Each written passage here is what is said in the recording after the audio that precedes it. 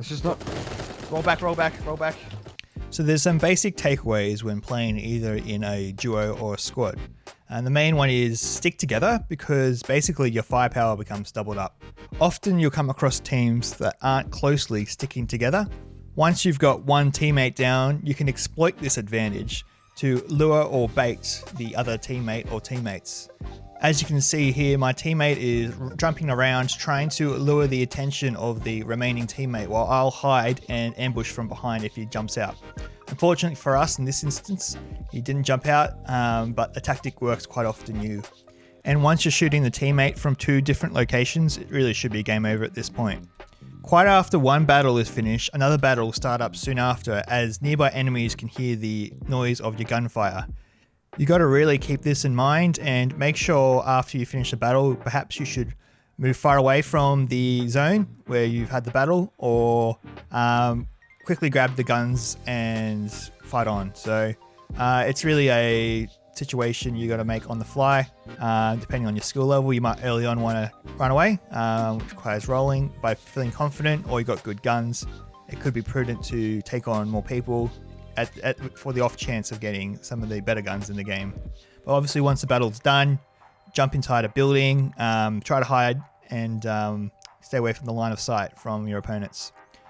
With battling, basically, as you can see, if it's in the shadows, you can't see the person. If it's in the light, you can, and vice versa. So if at line of sight, you can see them, they can see you, depending on which direction you're facing. So it's also directional dependent. So if you're not facing the right direction, your line of sight is also minimized. So that's an important thing. So that means you can somewhat sneak up to people still, and jumping around corners, it's also a really good tactic to surprise people, because even though it's top down, you can't see around corners. When the battle gets heated, it might actually be prudent to stop aiming with your gun and start evading, especially when it's multiple opponents from multiple teams. The best option isn't always to just stand your ground and shoot. Often it's to throw grenades, roll away, evade bullets, especially if they're using slower weapons like SMGs or shotguns.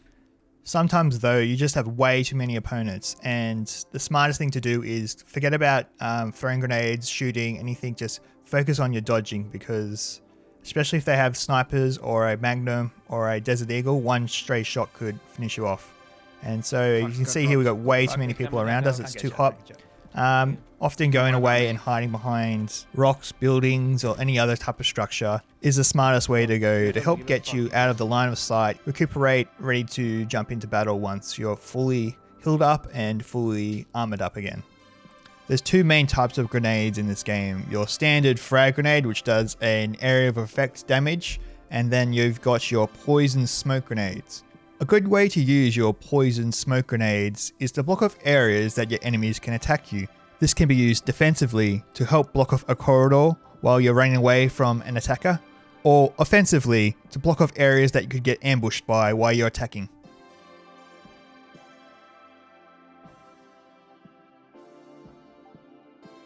Frag grenades can be used in many different scenarios, but I usually like to use them towards the end of the game.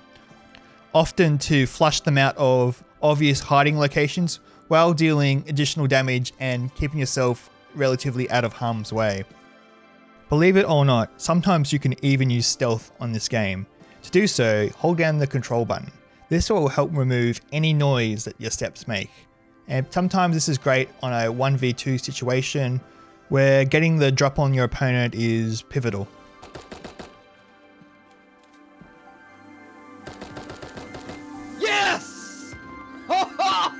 Yeah, baby. If you found this video useful, please like and subscribe to the channel so I can continue to make more of them. Otherwise, I'll see you later.